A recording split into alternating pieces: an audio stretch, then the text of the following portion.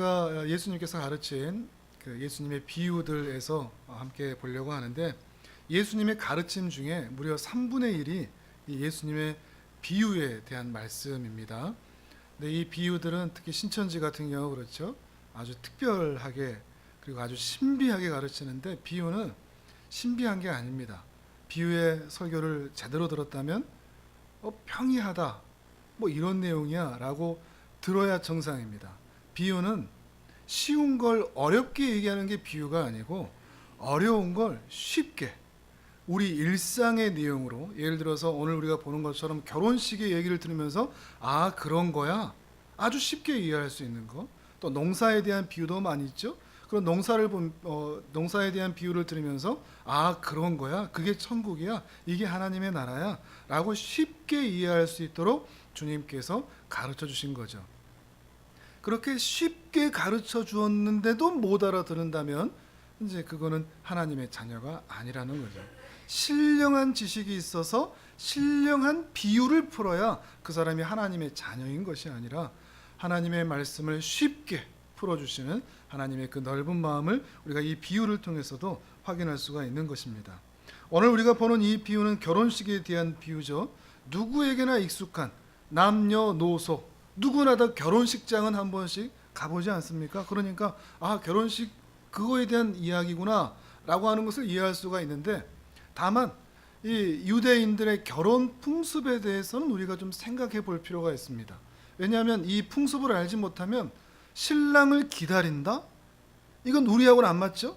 우리는 하루면 다 끝나지 않습니까? 1시간이면 다 끝나죠? 근데 신랑을 신부가 왜 기다립니까? 그것도 여러 사람이 같이 모여서. 이 유대인의 풍습은 결혼이 한 일주일 정도 됩니다. 일주일 그 이상입니다. 긴 시간을 하죠. 신랑과 신랑의 들러리들, 신랑의 친구들이 다 같이 모여 있다가 신부는 신부의 친구들과 신부의 들러리들과 신부의 집에 모여 있는데, 신랑과 신랑의 친구들이 신부와 신부의 친구들이 있는 그 집으로 신부를 데리러 갑니다. 그리고 그들을 데리고 다시 신랑의 집에 가서 혼인 잔치를 일주일 동안 엽니다. 그때 대부분 이 신랑은 횃불을 들고 가거든요. 오늘은 등이라고 그래서 우리는 등 그러면 옛날 그 등잔불 호롱불에서 이렇게 들고 다니는 거 생각하시는데, 이때는 횃불입니다. 횃불에 기름을 칠해서 횃불을 들고 이렇게 다니는 거죠. 신랑이 횃불을 들고 오는 동안 신부는 집에서 기다리고 있습니다. 기다리는 동안 그냥 가만히 있는 게 아니고, 신부와 신부의 들러리들, 신부의 친구들이 다 같이 이미 잔치를 하고 있습니다. 춤을 추고 기뻐하고 그런 즐거운 시간을 보내는 거죠. 근데 문제는 뭐냐? 신랑이 언제 올지를 모른다는 겁니다. 그 뒤에 일주일 동안 잔치를 하는데, 지금처럼 뭐 전화가 있고 뭐가 있어서 언제 출발하냐, 언제 오냐, 언제 도착한다 이런 말 할 수 있는 게 아니기 때문에 신부는 신랑이 올 때까지 그냥 기다리는 겁니다.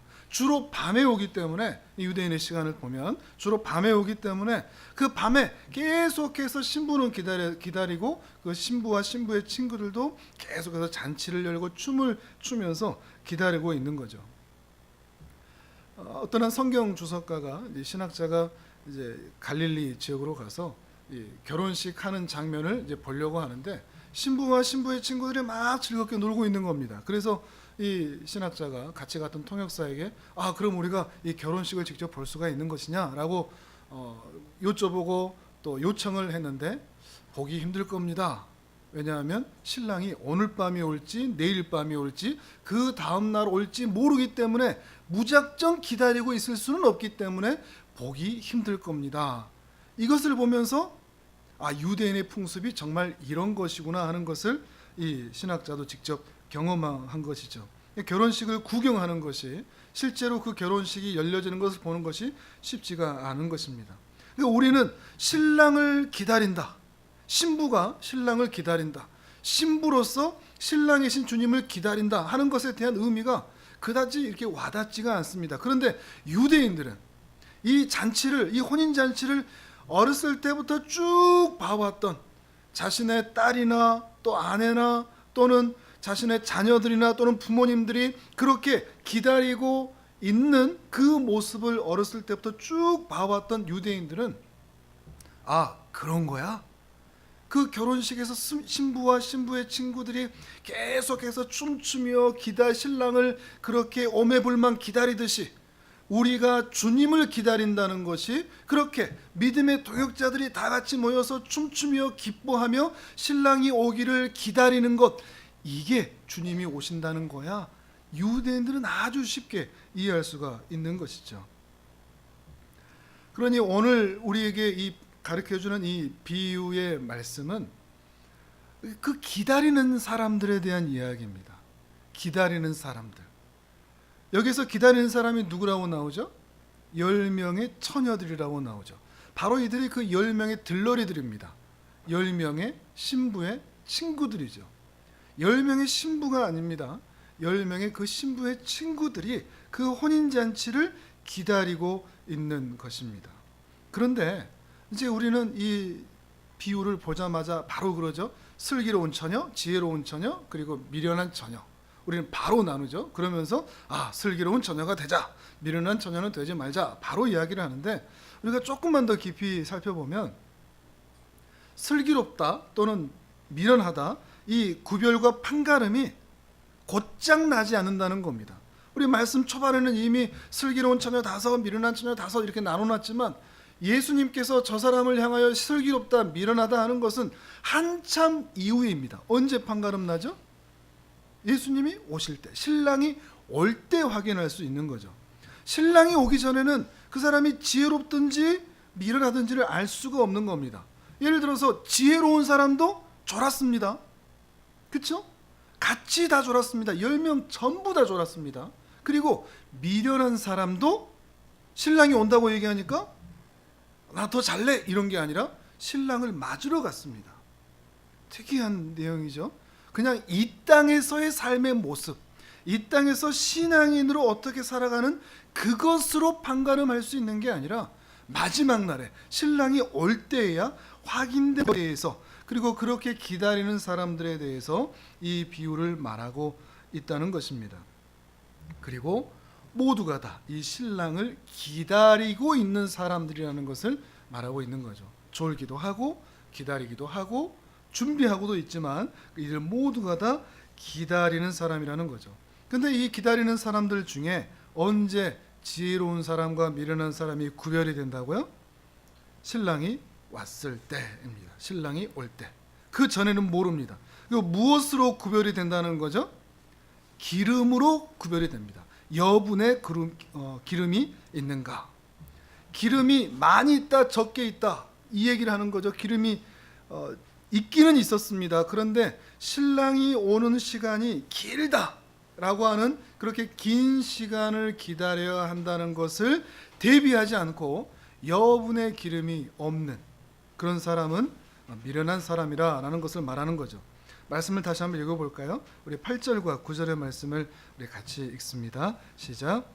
미련한 자들이 슬기 있는 자들에게 이르되 우리 등불이 꺼져가니 너희 기름을 좀 나눠달라 하거늘 슬기 있는 자들이 대답하여 이르되 우리가 너희와 쓰기에 다 부족할까 하노니 차라리 파는 자들에게 가서 너희 쓸 것을 사라 하니. 아멘. 이제 당장 좀 급하게 됐죠. 5명은 여유롭게 준비해 놓은 게 있었습니다. 그런데 5명은 이 횃불에 그냥 기름만 살짝 발라놓고 끝난 겁니다. 그런데 그 5명은 잔뜩 발라놓고 온 것이죠. 그래서 이 슬기 있는 처녀들에게 부탁을 합니다. 좀 나눠줄 수 있느냐? 그런데 조금 매정해 보이기도 하죠. 같이 쓸 수는 없다. 그러니까 사러 가라 라고 요청을 하죠.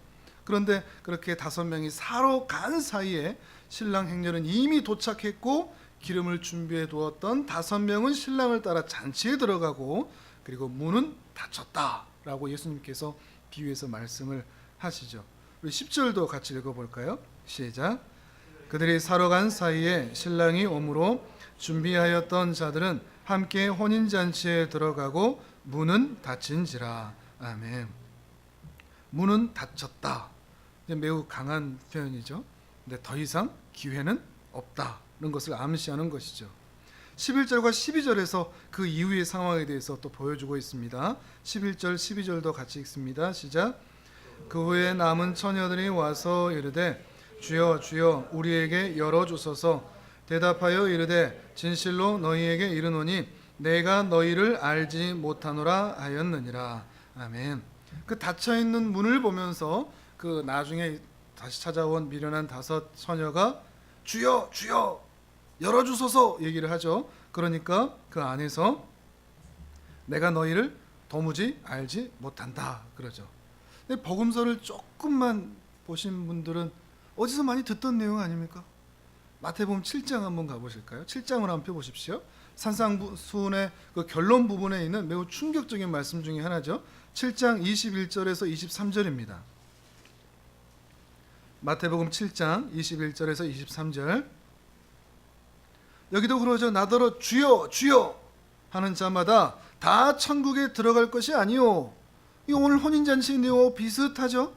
다만 하늘에 계신 내 아버지의 뜻대로 행하는 자라야 들어간다. 이 말씀하고 같이 연결을 한다면 어떤 의미인 줄 알겠죠? 그날에 많은 사람들이 이르되 주여 주여 우리가 주의 이름으로 선지자 노릇하고 주의 이름으로 귀신 쫓아내고 주의 이름으로 많은 권능을 행하였습니다 라고 말하는데 23절에 그때 내가 그들에게 밝히 말하되 내가 너희를 도무지 알지 못한다. 똑같죠? 같은 맥락이죠. 불법을 행하는 자들아 내게서 떠나가라 말씀하고 계시는 거죠. 이 25장의 비유의 말씀과 예수님의 산상수훈의 말씀이 다른 내용이 결코 아니라는 겁니다. 모든 사람들이 다 신랑이 오는 때 그때를 기다렸던 사람들입니다. 25장에서도 그렇고 7장에서도 그렇고 전부 다 신랑이 오는 때를 기다리면서 신앙인으로 살던 사람들의 이야기라는 겁니다. 불신자와 신자를 나누는 게 아닙니다. 지혜로운 사람과 미련한 처녀는 신자와 불신자의 얘기가 아닙니다. 모두가 다 신자의 이야기. 그것도 주님을 기다리던 사람들의 이야기. 7장의 말씀을 보면 그렇게 기다리는데 권능도 행하고 주여 이름도 부르고 선지자 노릇도 하고 귀신도 쫓아냈던 놀라운 일도 행하면서 주님을 기다렸던 사람들인데, 근데 주님이 오셨을 때 내가 너희를 모른다. 그렇게 졸린 눈을 부비며 신부의 친구들과 함께 주님이 신랑이 오실 때까지 기다렸는데 그 잠깐 기름 잠깐 떨어졌다고 닫아버리신 것 같은 그런 상황. 이게 사실 같은 내용이라는 것을 말하고 있는 것이죠. 그러면서 이 마태복음 25장 다시 돌아오셔서 25장에서 주님께서 하시는 말씀은 무엇인가 하면 13절의 말씀입니다. 13절에 이 말씀을 하시고자 하시는 것입니다. 13절을 같이 읽습니다. 시작. 그런즉 깨어있으라 너희는 그날과 그때를 알지 못하느니라. 아멘. 지혜로운 사람과 미련한 사람이 구별이 되는 바로 그 시점, 그때 그 결정적인 시간이 반드시 와. 그러니 그때까지 깨어있으라. 깨어있으라는 말은 준비하라는 말이죠. 그 결정적인 시간이 반드시 올 것이기 때문에 너희는 깨어 준비하고 있으라 라는 말인 것입니다. 이 말은 25장의 이 말씀은 바로 앞에 있는 24장에서 이어지고 있는 말씀입니다. 24장 앞에 조금만 보시면 42절을 보시면 그러므로 깨어 있으라 어느 날에 너희 주가 임할는지 너희가 알지 못함이니라. 어느 날에, 그게 바로 그때와 그 날을 말하는 거죠. 44절에도 그러죠. 이러므로 너희도 준비하고 있으라. 생각하지 않은 때 인자가 오리라. 주님께서 반드시 오실 것인데 주님께서 오시는 그날 이 비유의 말씀에서 일어났던 지혜로운 처녀와 미련한 처녀가 나뉘어지는 그 결정적인 일이 반드시 있을 것에 대해서 주님께서 말씀하고 계시는 것입니다.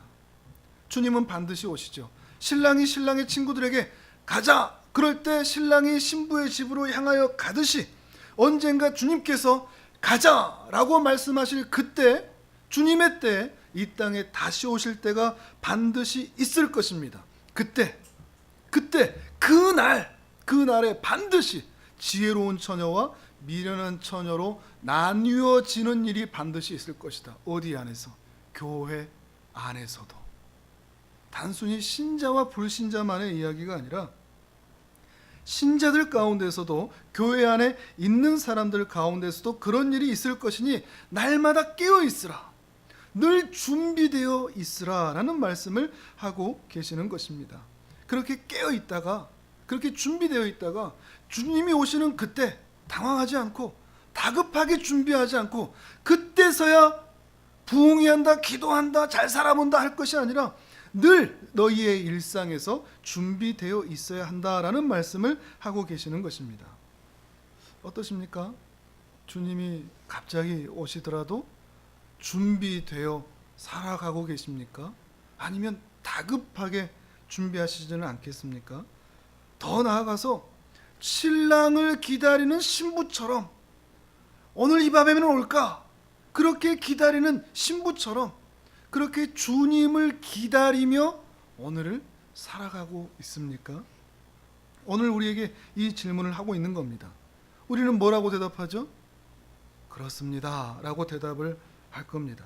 근데 오늘 비유는 우리에게 큰 근심을 줍니다. 왜냐하면 처음에도 말씀드렸지만 신랑을 기다리고 있는 열처녀 전부 다 이렇게 기다리고 있는 사람들이니까요. 우리도 오늘 다 대답하지 않습니까? 예, 주님 기다립니다. 준비하고 있습니다. 라고 대답하지 않습니까? 근데 이 열처녀 전부 다 그렇게 준비하고 있다니까요. 열처녀 전부 다 그렇게 기다리고 있다니까요. 그렇게 갈망하고 있는 사람들이라는 겁니다. 우리 모두가 다 어쩌면 이런 이 비유에 미련한 다섯 처녀처럼 오늘 우리가 살아가고 있는지도 모른다는 겁니다. 교회에 나와서 우리의 신앙을 고백하고 다 같이 예배드리고 다 같이 찬양하면서 다 같이 헌신하면서 살아가고 있지만, 그런데 그날 주님이 혼인잔치를 여시는 그날 들어가는 사람이 있고 못 들어가는 사람이 있다는 것을 말하고 있는 겁니다. 그 10명 전부 다 모두가 다 들어가길 원했습니다. 우리도 그렇습니다. 우리도 다 들어가기 원합니다. 그런데 모두 들어가는 것은 아니라는 말씀인 거죠. 참 무서운 말씀입니다. 하지만 이 말씀은 우리를 두렵게 만드는 말씀이 아니라 오히려 바꾸어 보면 그날 못 들어간다, 너희들 안 들여보내준다, 이 말씀이 아니라 그때 이런 일이 있으면 다급하게 준비하면 안 되니까 미리 깨어 있어, 준비하고 있어, 오히려 우리를 초청하고 계시는 말씀입니다. 깨어 있도록 우리에게 요청하는 말씀이라는 것이죠. 그러니까 준비하면서 살라고 이 말씀을 하면서 우리 모두가 그날에 주님의 혼인잔치에 들어가기를 바라시는 말씀인 것입니다. 그럼 우리가 어떻게 살아야 되겠습니까? 중요한 것은 기름을 준비하는가 하는 거죠. 여분의 기름이 있는가. 인생 살아가다가 그 믿음이 떨어지는 날이 있어서 주님에게서 멀어지지는 않는가. 충분한 기름이 늘 일상에서 준비되어 있어서 언제 오시더라도 그 고난과 기다림의 때가 너무 길어지더라도 끝까지 기다릴 수 있는 그 믿음이 충분히 준비되어 있는가 하는 것일 것입니다. 어떤 분들은 이 비유를 보면서 기름은 뭐다, 또 신랑은 뭐다, 또 열처녀는 뭐다, 다섯은 뭐다 라고 이렇게 그 단어 하나하나에 이렇게 대입을 해서 생각하기도 하는데, 그렇게 하다 보면 함정에 빠질 그런 일들이 있습니다. 그렇기 때문에 이 비유들은 그 단어 하나하나, 또 사물 하나하나, 대상 하나를 자세히 살피는 것보다는 예수님의 의도, 아까도 우리가 봤던 24장의 말씀과 이어져 오는 것처럼 예수님의 의도를 충분히 살피면서 말씀의 큰 맥락에서 이것이 원하는 바가 무엇인가를 찾는 것이 매우 중요합니다. 먼저는 뭐라고 그랬죠? 결정적인 시간이 반드시 온다 하는 것입니다. 그리고 그 결정적인 시간까지 깨어 준비하고 있으라 하는 것입니다. 그렇게 늘 준비하면서 살다가 결정적인 순간에 주님을 맞는 사람이 지혜로운 사람이 될 것이고, 여분의 기름이 없어서 전혀 준비가 되지 않아서 주님을 맞지 못하는 사람은 어리석은 사람, 미련한 사람이 될 것이라 하는 것입니다. 어리석은 사람은 주님 만날 준비가 전혀 되어 있지 않은 사람인 거죠. 이게 참 무서운 게 뭔가 하면 전혀 준비가 되어 있지 않은데 기다리고 있는 겁니다. 이 다섯 처녀가 그런 거거든요. 준비가 안 돼 있는데 자기가 준비 안 돼 있는 걸 모르고 기다리고 있는 겁니다. 좀 쉽게 말씀드리면 기다리고 있습니다. 그 말은 교회 공동체 안에 있단 말입니다. 교회 공동체 안에 있어서 찬양도 하고 예배도 하고 봉사도 하고 헌신도 하고 직분도 받고 교회 생활에 매우 익숙하고 할 거 다 하고 해야 될 거 다 하고 11조도 하고 헌신도 하고 봉사도 하고 그렇게 살아가다가 내 신앙이 이렇게 신앙생활을 하고 있으니까 내 신앙이 이상 없는 것 아니야? 라고 하는 생각에 그냥 기다리고만 있는 겁니다. 진정으로 자신이 신랑을 기다리고 그 신랑의 은혜를 누리고 있는가 하는 것에 대한 깊은 고민은 없는 거죠. 예를 들어서 내가 정말로 죄 사함의 은혜를 받았나? 라고 하는 진지한 질문. 그냥 관념으로서만 죄 용서 받았어요, 천국 가요 라고 끝내버리는 게 아니고 내가 어떤 죄인이고 내 죄가 어떻게 죄 사함을 받았고 이 죄 많은 심령 가운데 그리스도께서 그의 의를 전가해 주셔서 그의 의로 말미암아 내가 의롭게 되어 하나님께서 나를 의롭다고 칭해 주시는 그 복된 은혜를 누리고 있고 또한 그 은혜로 인하여 이 죄 많은 영혼이 거듭나 다시 태어나 거룩의 길, 성화의 길을 걸어가면서 날마다 주님을 닮아가고 있다고 하는 그 성화의 거룩의 길을 걸어가고 있는 것을 확인하는 그 모습이 없는 채 교회만 다니고 예배는 드리고 기도도 하고 근데 기다리고는 있으니까 예배는 드리고 있으니까 마치 그 다섯 처녀들이 들러리가 되어 춤을 추고는 있지만 기름은 준비되지 않은 것처럼 우리가 그렇게 살아가고 있을 수도 있다는 겁니다. 교회 안에 있지만 말이죠. 우리 자신을 깊이 살펴야 한다는 것입니다.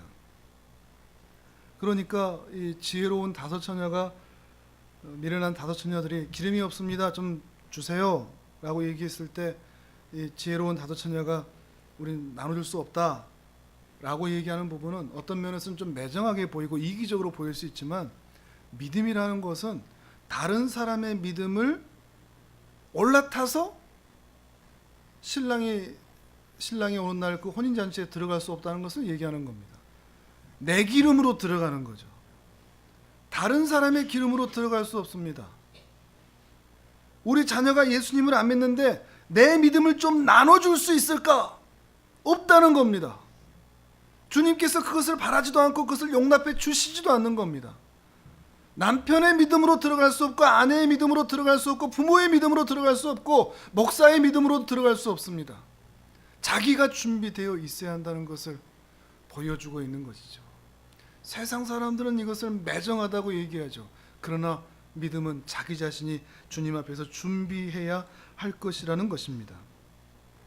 이것은 다분히 당시 유대인들을 향한 말씀입니다. 그들은 선민이었습니다. 하나님 나라의 백성들이었습니다. 자신들은 구원을 의심하지 않았습니다. 천국 백성인 것을 전혀 의심하지 않았습니다. 마땅히 자신은 하나님의 나라에 들어갈 것이라고 믿었습니다. 그러나 그들에게 경고하시는 겁니다. 너희가 이스라엘의 백성이어도 아브라함의 육적인 혈통이어도 너희의 믿음이 준비되어 있지 않다면 너희는 결코 하나님 나라에 합당하지 않다. 도무지 내가 너희를 알지 못한다 경고하시는 것이죠. 또한 오늘 우리에게도 동일한 말씀을 하고 계시는 것입니다. 오늘 우리에게 질문을 던져야 되겠죠. 나는 준비되어 있는가? 준비되어 있는가? 내 믿음이 준비되어 있는가? 그저 교회 생활, 종교 생활 하고 있는 것으로 내 믿음을 진지하게 고민해 보지 않고 스스로 안도하고 있지는 않은가? 그러나 그날은 호련히 갑자기 반드시 임한다고 했습니다. 그때는 반드시 옵니다. 예상치 못한 때에 옵니다. 그때 임하기 전에 주님께서 우리를 준비되어 있느냐 여쭤보고 계시는 것입니다. 정말 그렇죠. 언제 우리에게 그날이 올지는 모릅니다. 주님께서 임하시는 날 우리가 살아있다면 우리는 직접 그 주님을 만날 테지만 주님이 조금 더 있다가 더 많은 영혼을 구원하셔야 돼서 조금 더 늦게 오시고 우리의 생명이 먼저 끊어진다면 우리의 죽음이 바로 그날이 될 것입니다. 근데 그 날 이후로는 기회가 없습니다. 죽음도 그렇죠. 죽음도 어느 날 우리에게 찾아올지 모릅니다. 우리는 각종 사고와 질병과 그런 일들을 너무 자주 보죠. 그 사람들이 출근할 때 그날 자신에게 그런 일들이 있었을 것을 짐작이나 했겠습니까? 예상이나 했겠습니까? 그런 큰 질병에 걸린 사람들이 나에게 그런 질병이 걸릴 것이다 생각이나 했겠습니까? 그러나 그날은 반드시 오는 것입니다. 그렇게 그날이 올 때 다급하게 준비하는 것이 아니라 늘 우리의 일상에서 우리의 믿음을, 우리의 신앙을, 우리의 심령을 확인하고 살피며 주님의 은혜 가운데 살아야 한다는 것입니다. 그러니 믿음을 준비해야 할 때는 지금입니다. 오늘입니다. 깨어 있어야 할 시간도 바로 오늘이라는 것입니다. 주님께서 말씀하시죠. 수고하고 무거운 짐진 자들아 다 내게로 오라. 그 말씀도 유대인들에게 하신 말씀이었습니다. 율법의 짐에 의하여, 그 죄의 짐에 의하여 무거워 사는 영혼들에게 다 내게 오라. 내가 너희를 쉬게 할 것이다. 그러나 그렇게 부르셨음에도 불구하고 그 부름에 순종하여 주님께 나아갔던 사람은 많지 않았습니다. 오늘도 주님께서는 우리에게 그렇게 부르시죠. 수고하여 무거운 짐진 자들아 다 내게로 오라. 준비하는 것은 내가 뭔가를 준비하고 하는 것이 아니겠죠. 그렇게 부르시는 주님의 초청에 응답하는 것뿐입니다. 주님께서 내 짐을 가볍게 하실, 내 모든 죄의 짐을 해결해 주실 그 주님의 은혜를 기대하며 오늘 우리가 주님을 향해 더 나아가는 것, 그게 준비하는 겁니다. 준비하는 것은 주님을 사랑하는 겁니다. 준비하는 것은 신랑을 더 기다리는 겁니다.